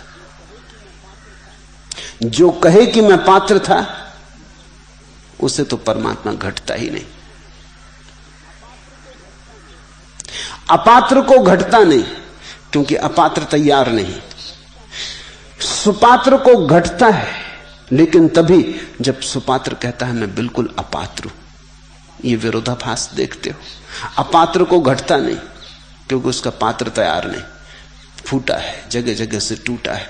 अगर ठीक भी है तो उल्टा रखा है। बरसते रहो लाख उस पे, सब बह जाएगा, उसमें ना भरेगा। या सीधा भी रखा है तो ढक्कन बंद है, उसका ढक्कन भीतर न जाने देगा, खुला नहीं, कुछ भीतर लेने को राजी नहीं। अपात्र को तो कभी परमात्मा नहीं घटता, सुपात्र को घटता है। सुपात्र का अर्थ है जिसमें छिद्र नहीं, सुपात्र का अर्थ है जो उल्टा नहीं रखा है, सुपात्र का अर्थ है जो सीधा रखा है, सुपात्र का अर्थ है जिसका ढक्कन खुला है, ढक्कन बंद नहीं। बस यही तो शिष्यत्व है। लेकिन सुपात्र का एक अनिवार्य अंग है ये भाव कि मैं बिल्कुल अपात्र हूं, मैं इतना छोटा सा पात्र, इतनी बड़ी घटना मुझ में घटेगी कैसे? तुम सीधे भला रखे रहो, ढक्कन खोल के रखे रहो, छिद्र भी नहीं है, तो भी इतनी बड़ी घटना मुझ में घट सकती है, ये कभी भरोसा नहीं आता। जब घट जाता है तब भी भरोसा नहीं आता। सूफी फकीर कहते हैं कि संसार से परमात्मा को जोड़ने वाला जो सेतु है, उसके इस पार खड़े होकर भरोसा नहीं आता कि इस सेतु दूसरी पार जाता होगा, क्योंकि दूसरा पार दिखाई ही नहीं पड़ता। ये सेतु कहीं रास्ते में ही त्रिशंकु की तरह अटका तो नहीं देगा, क्योंकि दूसरा किनारा तो दिखाई ही नहीं पड़ता है। और जब कोई उस सेतु पर चढ़ के दूसरे किनारे पर पहुंच जाता है तब भी ये भरोसा नहीं आता, क्योंकि अब पहला किनारा दिखाई नहीं पड़ता। अब शक सुबह होने लगता है कि पहला किनारा था भी। घटना इतनी बड़ी है, इस तरफ से भी समझ में नहीं आती, उस तरफ से भी समझ में नहीं आती। घटना इतनी बड़ी है, समझ से बड़ी है, इसलिए समझ में नहीं आती। पात्र छोटा है, जो प्रसाद बरसता है वो बहुत बड़ा है। पात्र की सीमा है, प्रसाद है असीम, अनिर्वचनीय, अव्याख्य। इसलिए सुपात्र की अनिवार्य शर्त है इस बात का बोध कि मैं तो अपात्र हूं। जो दावेदार बना वो परमात्मा से चूका। जिसने कहा मुझे मिलना चाहिए, क्योंकि देखो कितनी मैंने की तपस्या, कितने उपवास, कितने व्रत, कितने नियम, कितने अनुशासन, कितना ध्यान, कितनी नमाज, कितनी प्रार्थना, मुझे मिलना चाहिए, ये मेरा हिसाब है, मेरे साथ अन्याय हो रहा है, ये देखो तो मैंने क्या क्या किया, वो चूक जाएगा। उसके इस दावे में ही चूक जाएगा, क्योंकि दावा क्षुद्र का है। तुमने कितने बार सिर झुकाया, इससे क्या लेना देना? परमात्मा के मिलने से क्या संगति है कि तुमने नमाज में बहुत सिर झुकाया, कवायत हो गई होगी तो उसका तुम्हें लाभ भी मिल गया होगा। कि तुमने योगासन किए तो ठीक, तुम थोड़े ज्यादा दिन जिंदा रह लिए होगे। कि तुमने प्रार्थना की तो प्रार्थना का मजा ले लिया होगा। प्रार्थना का संगीत है, उसमें थोड़ी देर तुम प्रफुल्लित हो लिए होगे। और क्या चाहिए? तुमने जो किया उससे कुछ दावा नहीं बनता। इसलिए जो दावेदार हैं वो चूक जाते हैं। यहां तो गैर दावेदार पाते। तो तुम पथ के दावेदार मत बनना। तुम ये तो कहने मत कभी भूल के कि अब मुझे मिलना चाहिए, जो मैं कर सकता था कर चुका, वही बाधा हो जाएगी, वो भाव। तुम तो यही जानना कि मेरे किए क्या होगा। करता हूं क्योंकि बिना किए नहीं रहा जाता। कुछ करता हूं लेकिन मेरे किए होना क्या है? मेरे हाथ छोटे, जो पाना है बहुत विराट, मेरी मुट्ठी में कैसे समाएगा? मैंने सुना है एक कवि हिमालय की यात्रा को गया। उसने पहाड़ों से उतरते ग्लेशियर, उनकी सरकती हुई मरमर ध्वनि सुनी। वो अपनी प्रेसी के लिए एक बोतल में ग्लेशियर का जल भर लाया।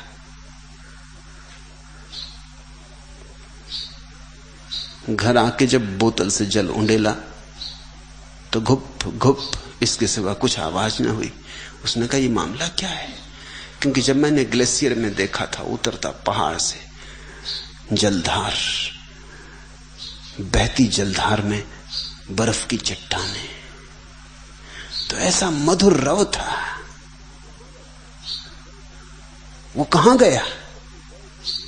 तुम कोशिश करके देख सकते हो। गए समुद्र के तट पर, देखी समुद्र की उत्तुंग लहरें टकराती चट्टानों से, करती शोरगुल, देखा उनका नृत्य, आह्लादित हुए, भर लाए एक बोतल में थोड़ा सा सागर, घर आके उंडेला, गुप गुप, वो सारी तूफानी आवाजें, सागर का वो विराट रूप, वो तांडव नृत्य, कुछ भी नहीं, गुप गुप सब खो जाता है।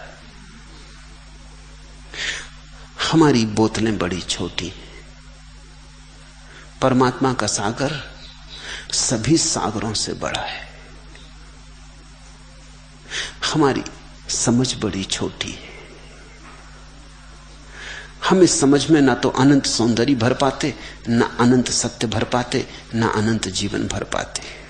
इसलिए दावेदार मत बनना। ये लक्षण है शिष्य का कि वो जानता रहे कि मैं तो इसका पात्र ही नहीं, और तुम पात्र हो जाओगे। जानते जानते कि मैं पात्र नहीं, पात्रता बड़ी होगी। तुम जिस दिन कहोगे मैं बिल्कुल अपात्र हूं, उसी क्षण घटना घट जाएगी, उसी क्षण सब तुम्हारे भीतर उतर आएगा। तुम्हारे न होने में सब है, तुम्हारे होने में सब अटका है। जो संपदा आपने मुझे दी उसको मैं बांटना चाहता हूं। कृपा पूर्वक निर्देश और आशीष दें। चाहे मत लाओ बीच में। बांटना चाहते हो तो गड़बड़ हो जाएगी, बटेगी। तुम प्रतीक्षा करो। जब तुम खूब भर जाओगे तो ऊपर से बहेगी। जल्दी मत करना, क्योंकि बांटने की अगर चेष्टा की तो उसी चेष्टा में तुम्हारा अहंकार फिर से खड़ा हो सकता है, और उसी चेष्टा में जो ज्ञान की तरह बन रहा था वो जानकारी की तरह मर जा सकता है। तुम चेष्टा मत करना, तुम प्रतीक्षा करो। जैसे अयाचित घटना घटी है, ऐसे ही अयाचित तुमसे बटनी भी शुरू हो जाएगी। क्या होगा? एक पात्र रखा है, वर्षा का जल गिर रहा है, भर गया भर गया भर गया। क्या होगा फिर पात्र के ऊपर से जलधार बहेगी। बड़ी से बड़ी झीलें भर जाती तो उनके ऊपर से जलधार बहने लगती, नदियां भर जाती तो बाढ़ आ जाती। जब तुम्हारे भीतर इतना भर जाएगा कि तुम न संभाल सकोगे, तब अपने से बहेगा। बस उसकी प्रतीक्षा करो, और कोई निर्देश मैं न दूंगा, क्योंकि तुमने कोई भी चेष्टा की तो खराब कर लोगे। तुम्हारी चेष्टा विकृति लाएगी। तुम तो कहो जब तुझे बटना हो बट जाना, फिर जब बटने लगे तो तुम रोकना मत। तुम अपने को बीच से हटा लो, न तुम बांटना न तुम रोकना। दो तरह के लोग हैं। कुछ हैं जब जिनके जीवन में थोड़ी सी किरण आती तो वो तत्क्षण उत्सुक होते हैं बांटने। स्वाभाविक है, क्योंकि जो इतना प्रीतिपूर्ण हमें घटता है, हम चाहते हैं हमारे प्रियजनों को भी मिल जाए। ये बिल्कुल मानवीय है। पति को मिला तो सोचता पत्नी को कहते हैं, पत्नी को मिला तो सोचती पति को कहते हैं, किसी को मिला तो सोचता जाऊं अपने मित्रों को खबर दे दूं कि तुम कहां भटक रहे हो। मिल सकता है, मिला है, मैं स्वाद लेके आ रहा हूं।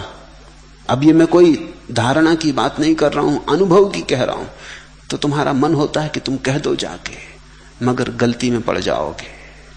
तुमने अगर चेष्टा करके कहा तो तुम अभी पूरे ना भरे थे, और घड़ा जब तक पूरा नहीं भरता तब तक शोरगुल करता है। जब भर जाता है तब मौन से बहता है। मौन से ही जाने देना इस बात को, और ध्यान रखना तुमने अगर शोरगुल किया तो अड़चन होगी। एक बात ख्याल में लो, अगर पति को मिल गई कोई बात, ध्यान की थोड़ी सी संपदा मिली, स्वाभाविक है कि चाहे अपनी पत्नी को दे दे। और क्षुद्र संपदाएं भी पत्नी को दी थी, इसके मुकाबले तो क्या भेंट होगी। सोचता अपनी पत्नी को दे दे, लेकिन चेष्टा की कि अड़चन हो जाएगी। तुम्हारी चेष्टा के कारण ही पत्नी सुरक्षा करने लगेगी, तुम पे भरोसा न करेगी। हीरे जवाहरात तुम ले आते हो वो तो मान लेती है, क्योंकि वो प्रत्यक्ष दिखाई पड़ते। ये ध्यान तो तुम्ही को अनुभव होता है, उसे तो दिखाई नहीं पड़ता।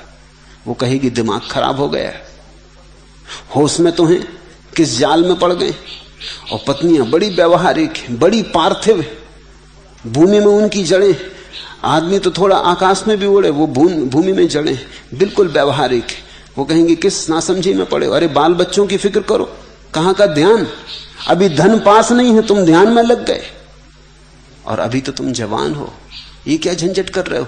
पत्नी और उपद्रव खड़े कर देगी अगर तुमने कहा, क्योंकि पत्नी को लगेगी तुम तो उसके हाथ के बाहर होने लगे। पत्नी ऐसी कोई भी चीज बर्दाश्त नहीं कर सकती जो तुम्हें मिल गई है और जिसमें वो भागीदार नहीं हो सकती। कोई चीज प्राइवेट, निजी तुम्हें मिल गई जिसको तुम भागीदार नहीं बना सकते पत्नी को, पत्नी बर्दाश्त नहीं करेगी। पहले तो वो यही सिद्ध करेगी कि तुम्हें मिली नहीं, तुम भ्रम में पड़ गए हो, कहां मिलता, किसको मिलता, किस नासमझी में पड़े हो, किसी के सम्मोहन में आ गए। छोड़ो ये बातें, दिमाग खराब हो जाएगा। वो तुम्हें खींचने की कोशिश करने लगेगी। जब तक तुम आते थे ध्यान करने शांति की तलाश में, वो शायद राजी भी थी। अगर तुम मस्त होने लगे, मस्ती उसने मांगी भी ना थी, पत्नी चाहती थी पति थोड़ा शांत हो जाए, छोटी छोटी बातों में झल्लाए ना, नाराज ना हो। पत्नी की आकांक्षा ये नहीं थी कि तुम आत्मा परमात्मा को जान लो, वो इतनी जानती थी कि एक सज्जन पति हो जाओ, बस पर्याप्त है। अब तुम कहने लगे तुम्हें ध्यान घटा, अब तुम गुनगुनाने लगे, तुम डोलने लगे। अब पत्नी घबराई कि जरा ज्यादा हो गया। मैंने सुना है कि एक युवती किसी व्यक्ति के प्रेम में थी। युवती थी कैथोलिक ईसाई, और जिससे वो प्रेम में पड़ी थी वो था प्रोटेस्टेंट ईसाई। तो युवती की मां ने कहा यह विवाह हो नहीं सकता, हमारे धर्म भिन्न भिन्न, हमारा संप्रदाय भिन्न भिन्न। लेकिन लड़की बहुत दीवानी थी, तो मां ने कहा एक ही रास्ता है ये विवाह करने का, कि वो लड़का कैथोलिक होने को राजी हो जाए। पहले तू ये कोशिश कर। तो लड़की कोशिश करने लगी। लड़का भी प्रेम में था और रोज रोज आके मां को खबर देने लगी कि सब ठीक चल रहा है, धीरे धीरे वो झुक रहा है।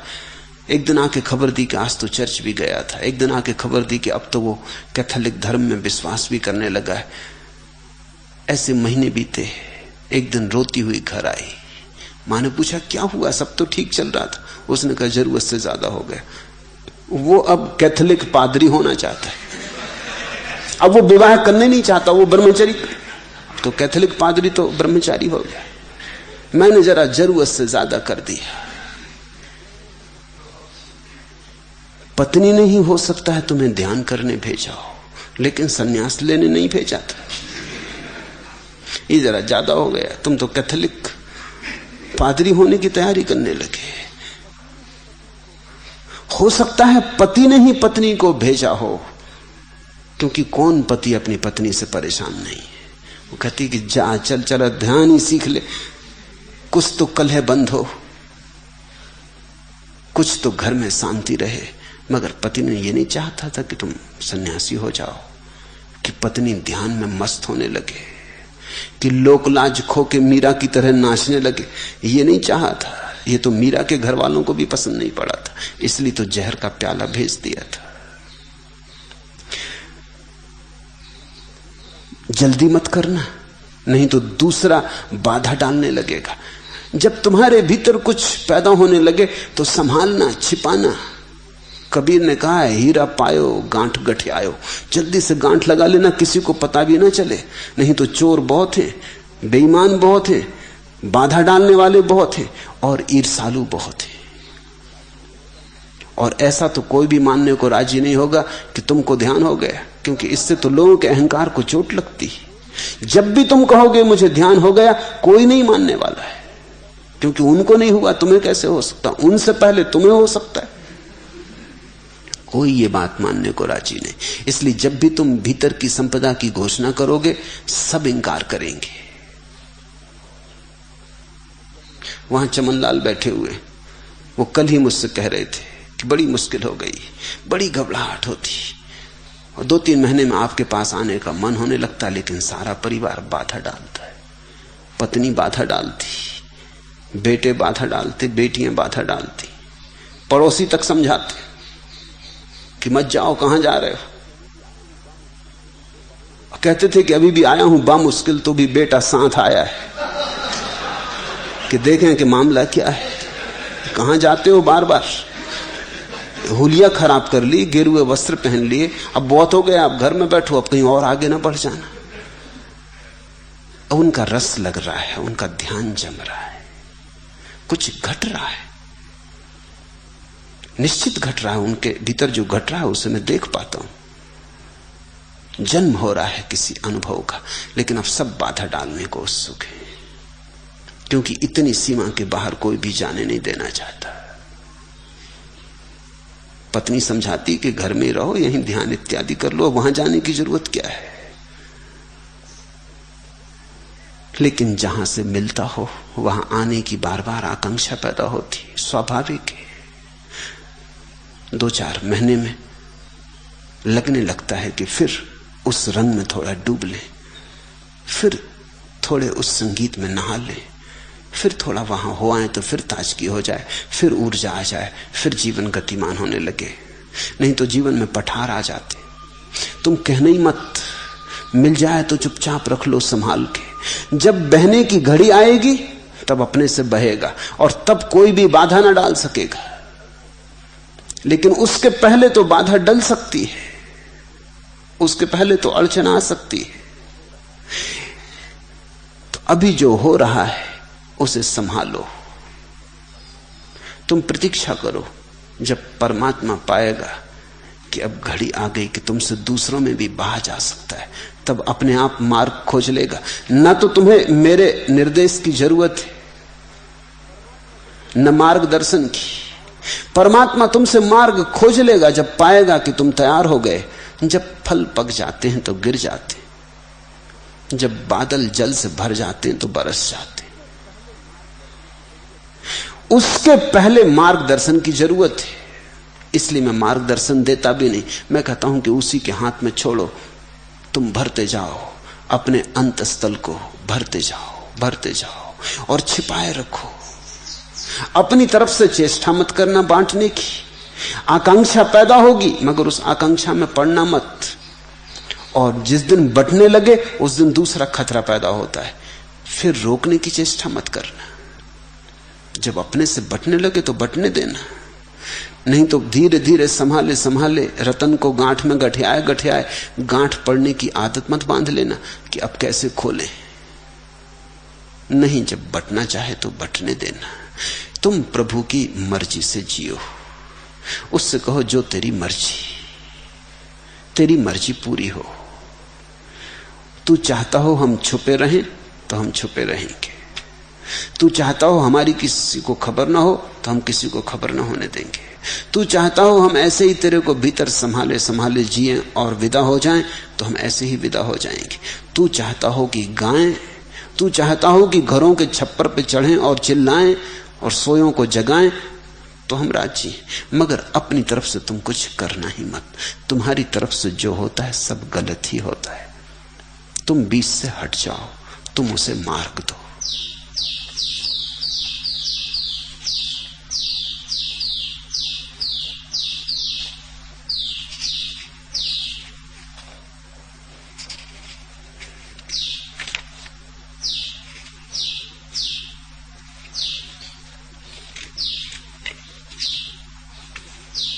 चौथा प्रश्न, आप कभी कहते हैं कि व्यक्ति नहीं समष्टि ही है, एक पत्ता भी उसकी मर्जी के बिना नहीं डोलता, और कभी कहते हैं कि व्यक्ति की स्वतंत्रता इतनी पूरी है कि परमात्मा के लिए वहां जगह कहां। ऐसी ध्रुवीय विपरीतताओं के बीच हम बड़ी उलझन में पड़ जाते हैं।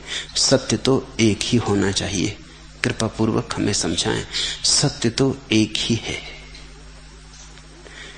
लेकिन सत्य के दो पहलू हैं। एक इस किनारे से देखा गया और एक उस किनारे से देखा गया। सत्य के दो पहलू हैं, एक मूर्छा में मिली हुई झलक और एक परम जागृति में हुआ अनुभव। इसलिए सत्य की दो व्याख्याएं, सत्य तो एक ही है। एक उस समय की व्याख्या है जिसे मैं तुमसे कह रहा हूं। जो मैं तुमसे कह रहा हूं वो तुम्हारे लिए अभी सत्य नहीं है, और जो मेरा सत्य है अगर तुम अपना सत्य मान लो तो तुम भ्रांति में पड़ जाओगे। मेरा सत्य तुम्हारा सत्य नहीं है, तो मैं तुमसे दोनों बातें कहता हूं। मैं तुमसे पहले तुम्हारा सत्य कहता हूं क्योंकि वहीं से तुम्हें यात्रा करनी, और फिर मैं तुमसे अपना सत्य कहता हूं कि वहां तुम्हें पहुंचना है। अब समझो, आप कभी कहते हैं व्यक्ति नहीं समष्टि ही है, एक पत्ता भी उसकी मर्जी के बिना नहीं डोलता। ये मैं कहता हूं तुम्हारे कारण, तुम्हारी जगह से खड़े होकर, तुम्हारे जूतों में खड़े होकर कहता हूं कि उसकी बिना मर्जी के एक पत्ता भी नहीं हिलता। मैं चाहता हूं ताकि तुम अपने अहंकार को हटा दो, उसकी मर्जी से हिलने लगो, उसके पत्ते हो जाओ।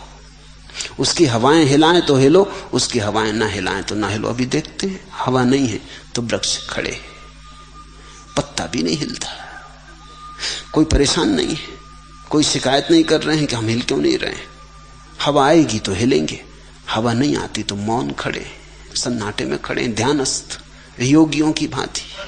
अभी हवा आएगी तो नाचेंगे भक्तों की भांति। ये मैं तुम्हारी तरफ से कहता हूं कि उसकी मर्जी के बिना पत्ता नहीं हिलता, क्योंकि सच तो यह है कि हर पत्ते में वही है, इसलिए उसकी बिना मर्जी के हिल भी कैसे सकता है। यह मैं तुम्हारे लिए कह रहा हूं ताकि तुम अपनी मर्जी छोड़ो और उसकी मर्जी की तरफ झुको। ये मैं तुमसे कह रहा हूं ताकि तुम व्यक्ति को विसर्जित करो और समष्टि में जगो। तुम क्षुद्र को छोड़ो और विराट की तरफ चलो। तुम लड़ो मत, समर्पण करो। इसलिए अगर तुमने मेरी बात समझ ली और तुम चल पड़े तो दूसरी बात सच हो जाएगी। और कभी आप कहते हैं कि व्यक्ति की स्वतंत्रता इतनी पूरी है कि परमात्मा के लिए वहां जगह नहीं। अगर तुमने मेरी बात मान ली और अहंकार का विसर्जन कर दिया तो तुम स्वयं परमात्मा हो गए। अब परमात्मा के लिए भी जगह नहीं है। अगर तुमने अपने अहंकार को छोड़ दिया तो अब तुम्हारी स्वतंत्रता परम है, क्योंकि तुम स्वयं परमात्मा हो। अब तुम्हारी मर्जी से सारा जगत चलेगा और हिलेगा। इसलिए तुम्हें विरोधाभास मालूम पड़ता है। एक दफे मैं कहता हूं तुम्हारी मर्जी से कुछ नहीं होता, उसकी मर्जी के बिना पत्ता नहीं हिलता, और दूसरी दफे मैं तुमसे कहता हूं तुम मालिक हो, तुम सब कुछ हो, तुम ही हो चांतारों को चलाने वाले। स्वामी राम से किसी ने अमेरिका में पूछा कि दुनिया को किसने बनाया? स्वामी ने, राम ने कहा मैंने। चांतारे कौन चलाता है? उन्होंने कहा मैं चलाता हूं। जो पूछ रहा था उसने कहा कि क्षमा करें, आप जरा बड़ी विक्षिप्त सी बात कह रहे हैं। आप नहीं थे तब कौन चलाता था? राम ने कहा ऐसा कभी हुआ ही नहीं कि मैं न रहा हूं। आप मरेंगे कि नहीं? उस आदमी ने पूछा। राम ने कहा ऐसा कभी हुआ ही नहीं कि मैं मरा हूं या मर सकूं। कठिनाई क्या हो रही? दोनों के बीच दो अलग भाषाओं में बात हो रही। वो आदमी देख रहा है राम का रूप, आकार, ये देह, ये व्यक्ति, और राम बात कर रहे हैं उसकी, जहां ना कोई व्यक्ति है, ना रूप, ना कोई देह। आखिर राम ने कहा कि सुनो जी, तुम समझ नहीं पा रहे, मैं राम के संबंध में नहीं कह रहा हूं।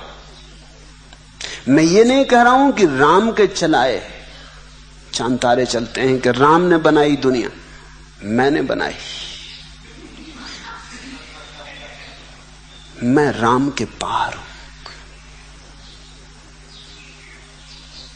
जब मंसूर को सूली लगी और उसने घोषणा कर दी अनल हक की कि मैं ही सत्य हूं, तो मुसलमान न समझ पाए, क्योंकि उन्होंने समझा यह आदमी खुदा होने का दावा कर रहा है। मुसलमानों ने तो पहली ही बात पकड़ रखी कि उसकी मर्जी के बिना पत्ता नहीं हिलता। वो दूसरा वक्तव्य ख्याल में नहीं है। जब पहली बात पूरी हो जाती तो दूसरी भी घटती है।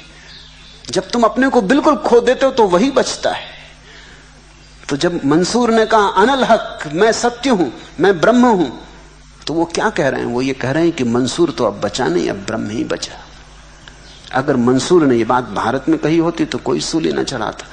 हमने पूजा की होती सदियों तक, उनके पैरों पर फूल चढ़ाए होते। हम कहते ये तो उपनिषद का सार है, अहम ब्रह्मास्मि, मैं ब्रह्म हूं। ये दो वक्तव्य विपरीत नहीं, विपरीत दिखाई पड़ते। एक वक्तव्य है तुम्हारी जगह से क्योंकि अहंकार छोड़ना है, और एक वक्तव्य है उस जगह से जहां अहंकार बचा नहीं। जहां अहंकार नहीं बचा वहां तो सिर्फ परमात्मा ही बचा। इतना अकेला परमात्मा बचा कि अब परमात्मा यह भी क्या कहे कि परमात्मा है। किससे कहना, किसको कहना, किसके बाबत कहना। इसलिए तो महावीर ने कहा अप्पा सो परमप्पा, आत्मा ही परमात्मा हो जाती, कोई और परमात्मा नहीं है। इसमें कुछ ईश्वर का विरोध नहीं है, हिंदू गलत समझे, ये तो उपनिषद का सार है।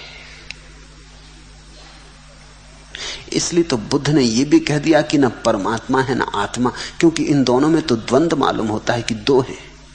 इसलिए बुद्ध ने कहा जो है उस संबंध में मैं कुछ कहूंगा ही नहीं, जो नहीं है बस उसी तक अपने वक्तव्य को रखूंगा, ना आत्मा है ना परमात्मा है। फिर जो है उस संबंध में कुछ भी ना कहूंगा। वो तुम इन दोनों को छोड़ दो और जान लो। बुद्ध को हिंदुओं ने समझा कि नास्तिक है। नहीं, यह आस्तिकता की आखिरी घोषणा है, इससे ऊपर कोई घोषणा हो नहीं सकती। कठिनाई इसलिए खड़ी होती है कि बुद्ध पुरुषों को दोनों ही वक्तव्य देने पड़ते हैं। एक तो वक्तव्य तुम्हारी तरफ से, क्योंकि वहां से यात्रा शुरू होनी, तुम वहीं से तो चलोगे ना जहां तुम खड़े हो। लेकिन अगर वक्तव्य यहीं समाप्त हो जाए तो फिर तुम पहुंचोगे कहां, चलते ही थोड़ी रहोगे, कहीं पहुंचना है। तो दूसरा वक्तव्य है, एक साधक के लिए है, एक सिद्ध के लिए। ये जो अष्टावक्र की गीता है ये सिद्धावस्था का अंतिम वक्तव्य है। इसमें साधना की जगह ही नहीं है, इसमें साधक के लिए कोई बात ही नहीं कही गई है। ये सिद्ध की घोषणा है, ये सिद्ध का गीत है। इसलिए मैंने इसको महागीता कहा है। कृष्ण की गीता में अर्जुन का ध्यान है, अर्जुन की तरफ से बहुत बातें कही गई हैं। धीरे धीरे धीरे धीरे अर्जुन को समझा समझा के यात्रा पर निकाला गया है। कृष्ण की गीता अर्जुन को समझाने बुझाने में लगी कि अर्जुन किसी तरह नाव पे सवार हो जाए, दूसरे तट की तरफ चले। कहीं कहीं बीच में थोड़े बहुत दूसरे तट के इशारे, जहां कृष्ण कहते हैं सर्वधर्मान परित्यज्यम मामेकम शरणम व्रज, सब छोड़ मेरी शरण आ, वहां वो दूसरे तट की घोषणा कर रहे हैं। वहां वो ये नहीं कह रहे हैं कि तू कृष्ण की शरण आ,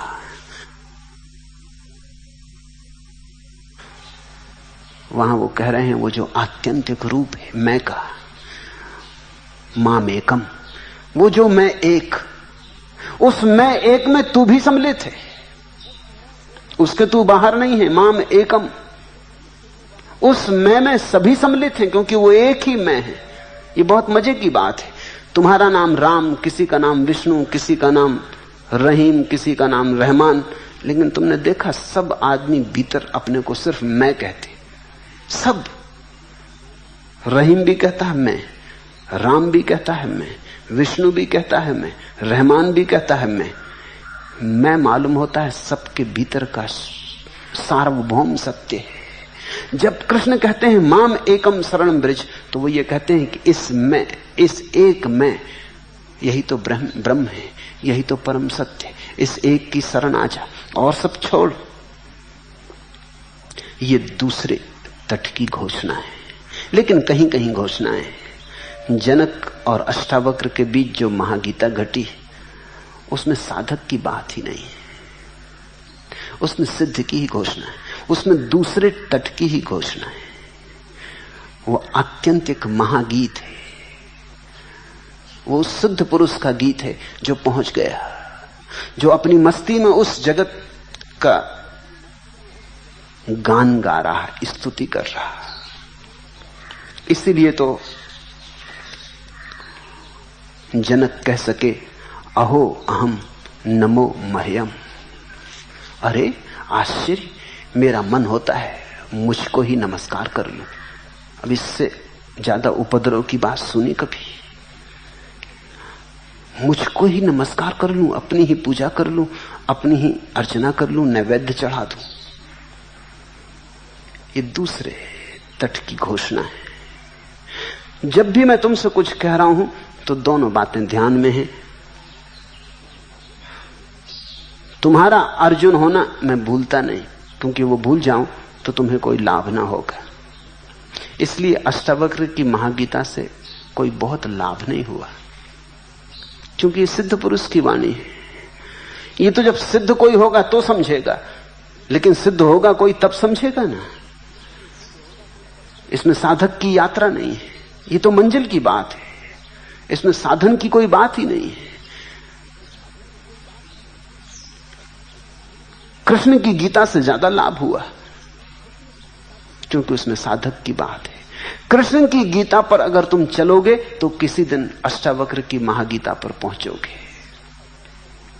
मैं तुम्हारा ध्यान रखता हूं कि तुम कहां खड़े हो, तो कभी तुम्हारी तरफ से बोलता हूं, लेकिन सदा तुम्हारी तरफ से नहीं बोलता। मुझे अपने साथ भी तो न्याय करना चाहिए।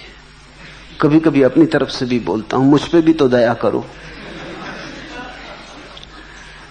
इन दोनों के बीच तुम्हें कभी कभी विरोध मालूम पड़ेगा, लेकिन वो आभास है।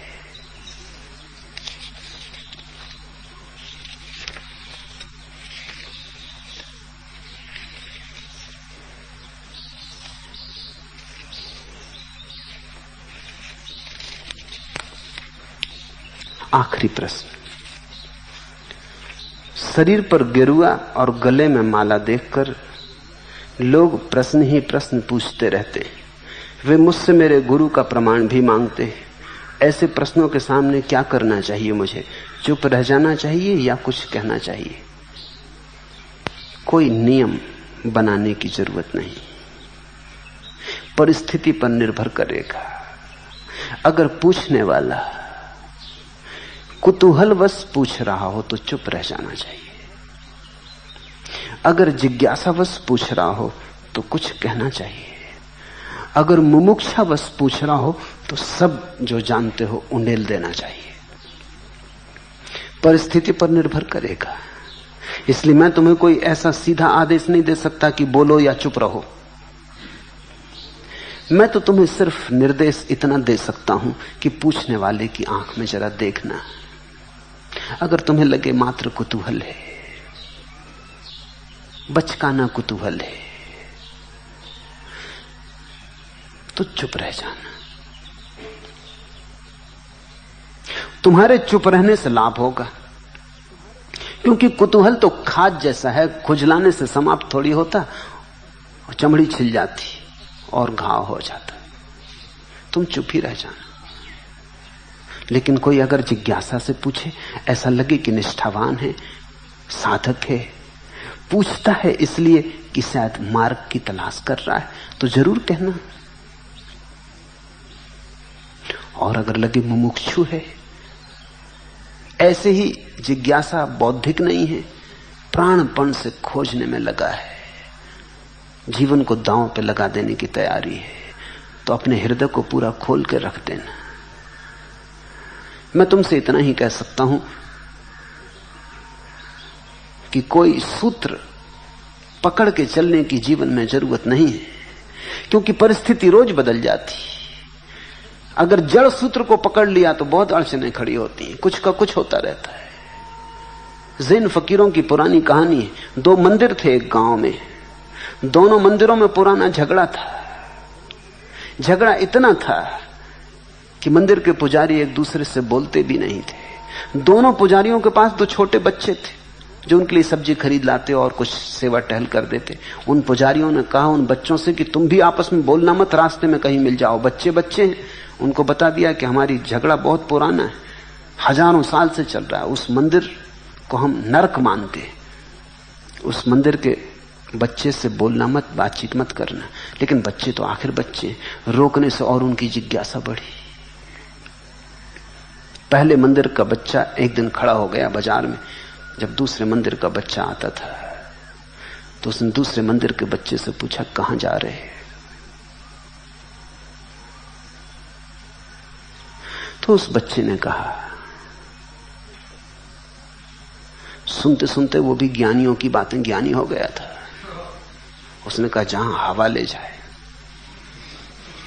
पहला बच्चा बड़ा हैरान हुआ कि अब बात कैसे आगे चले, हवा ले जाए, अब तो सब बात ही खत्म हो गई। वो बड़ा उदास आया। उसने अपने गुरु को कहा कि भूल से मैंने उससे बात कर ली, उससे मैंने पूछ लिया कहाँ जा रहे, आपने तो मना किया था, मुझे क्षमा करें, लेकिन मैं बच्चा ही हूं। मगर वो सच में आदमी उस मंदिर के बड़े गड़बड़ है। मैं तो सीधा साधा सवाल पूछा, वो बड़ा अध्यात्म झाड़ने लगा। वो बोला जहां हवा ले जाए, और चला भी गया हवा की तरह। गुरु ने कहा मैंने पहले ही कहा था कि वो लोग गलत हैं। अब तू ऐसा कर, कल उससे फिर पूछना, और जब वो कहे जहां हवा, तो कहना अगर हवा ना चल रही हो तो फिर क्या करोगे। वो बच्चा गया दूसरे दिन। उसने पूछा कहां जा रहे, उस बच्चे ने कहा जहां पैर ले जाएं। अब बड़ी मुश्किल हो गई। अब जहां पैर ले जाएं, वो तो बंधा हुआ उत्तर लेके आया था। फिर लौट के आया, उसने कहा कि वो तो बड़े बेईमान हैं, आप ठीक कहते हैं, वो आदमी तो बड़े बेईमान। वो मंदिर के लोग तो बदल जाते। कल बोला जहां हवा ले जाए, आज बोला जहां पैर ले जाए। गुरु ने कहा मैंने पहले ही कहा था, उनकी बातों का कोई भरोसा ही नहीं, उनसे शास्त्रार्थ हो ही नहीं सकता। कभी कुछ कहते, कभी कुछ कहते, जैसा मौका देखते अवसरवादी हैं। तो तू ऐसा कर, कल तैयार रहे। अगर वो कहे जहां हवा ले चले तो, अगर कहे जहां पैर ले जाएं तो कहना भगवान ना करे कहीं अगर लूले लंगड़े हो गए। फिर वो गया। अब दो उत्तर उसके पास थे। उसने फिर पूछा कहां जा रहे, उस लड़के ने कहा सब्जी खरीदने।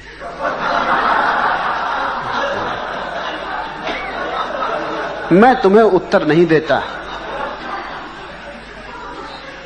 मैं तुम्हें सिर्फ इतना इशारा देता हूं कि जो पूछे उसकी तरफ गौर से देखना, उसकी स्थिति को समझना, और जैसा उचित हो वैसा करना।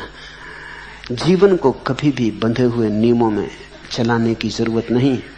उसी से तो आदमी धीरे धीरे मुर्दा हो जाता है। जीवन को जगाया हुआ रखो, बोझ से नहीं, जागरूकता से जियो, बंधी हुई धारणाओं से नहीं। मर्यादा बस एक ही रहे कि बिना होश के कुछ मत करो, और सब मर्यादाएं व्यर्थ हैं।